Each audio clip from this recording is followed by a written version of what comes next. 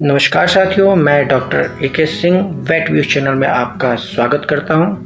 आज हम बात करेंगे गाय भैंसों में होने वाले वेजाइनल प्रोलैप्स के बारे में। वेजाइनल प्रोलैप्स एक गंभीर स्थिति है जिसमें जो वेजाइना का कुछ हिस्सा या पूरा का पूरा वेजाइना शरीर से बाहर आ जाता है।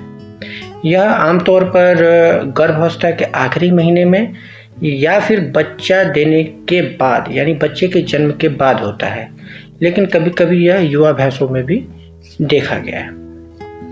प्रोलैप्स सामान्यतः दो समय पर होता है। पहला प्रेगनेंसी के समय यानी पार्चुरेशन से पहले, जिसे एंटीपार्टम या प्रीपार्टम प्रोलैप्स ऑफ वेजाइना बोलते हैं, और दूसरा होता है पार्चुरेशन के बाद यानी पोस्टपार्टम प्रोलैप्स ऑफ वेजाइना। साथियों, प्रोलैप्स जो होता है उसकी तीन अवस्थाएं होती हैं।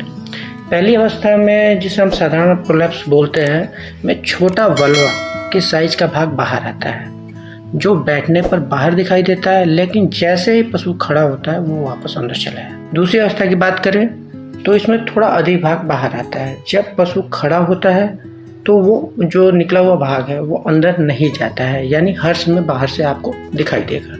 और तीसरी अवस्था, वेजाइना के साथ साथ सर्विक्स और सर्विक्स का औस भी बाहर आ जाता है। प्रोलैप्स वाले भाग पर जगह जगह आपको घाव दिखाई देगा और वो थोड़ा सा हार्ड भी हो जाता है क्योंकि काफी समय से बाहर है। अब हम बात करते हैं कि प्रोलैप्स आखिर होता क्यों है पशुओं में। इसका पहला कारण है हार्मोनल असंतुलन। साथियों, प्रेगनेंसी के पहले 3 महीने में प्रोजेस्टेरोन हार्मोन अधिक रिलीज होता है, जबकि आखिरी 3 महीने में प्लेसेंटा से एस्ट्रोजन हार्मोन ज़्यादा रिलीज होता है।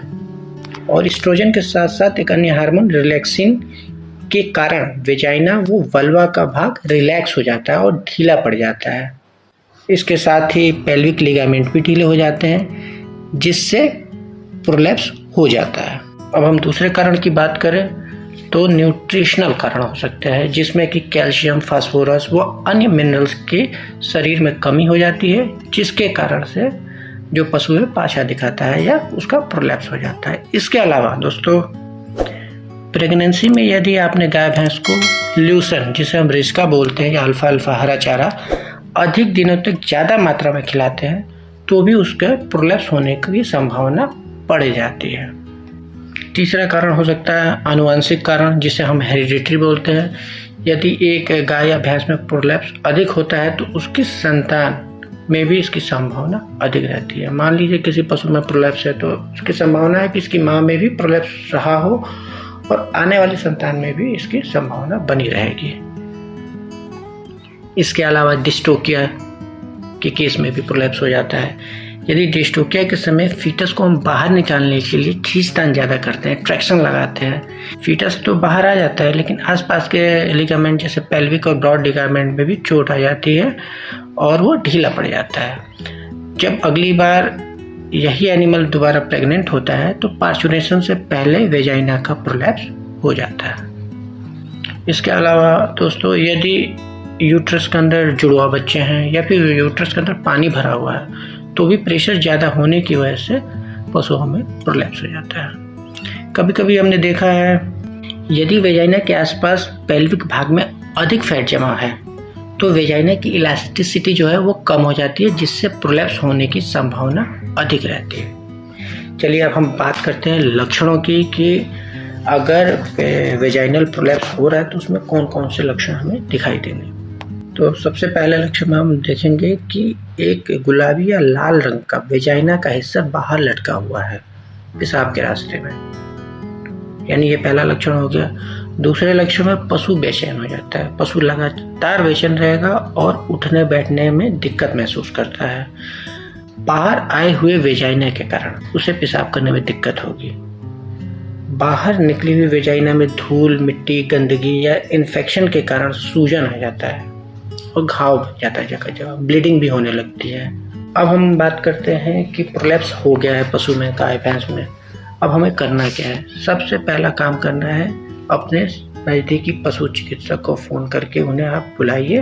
पशु चिकित्सक की देखरेख में बाहर निकले हुए वेजाइना को गुनगुने पानी और एंटीसेप्टिक घोल, जिसे कि हम पोटेशियम परमैंगनेट का घोल भी इस्तेमाल करते हैं, इसे बहुत अच्छी तरीके से साफ करना होता है। और उसको पूरी तरह साफ करने के बाद वेजाइना को धीरे धीरे वापस अंदर डालते हैं। मोटे तौर पे प्रोलैप्स भाग को साफ करके अंदर कर देना चाहिए। जहाँ ट्रस की जरूरत हो वहाँ ट्रस लगाए, वरना टाके लगाए, यानी परिस्थिति के अनुसार आपको फैसला करना होता है। इसके अलावा आप एंटीहिस्टामिनिक इंजेक्शन का इस्तेमाल कर सकते हैं। इन्फेक्शन को रोकने के लिए एंटीबायोटिक का इस्तेमाल किया जाता है। अब हम बात करते हैं कि पशु के रख रखाव में हमें कौन कौन सी सावधानियां रखनी चाहिए। साथियों, एक ही बार में एनिमल को ज़्यादा आहार नहीं देना चाहिए, वरना पेट ज़्यादा फूलने से प्रोलैप्स ज़्यादा हो सकता है। इसलिए कम मात्रा में दिन में कई बार थोड़ा थोड़ा आहार दे सकते हैं। पशु को ऐसे रखें कि पिछला भाग हल्का ऊपर की तरफ उठा हो तथा आगे वाला हिस्सा नीचे की तरफ हो। तो उम्मीद करता हूँ साथियों आपको ये वीडियो पसंद आई होगी। अगर पसंद आई है तो लाइक करिए, शेयर करिए और चैनल को सब्सक्राइब करिए। धन्यवाद।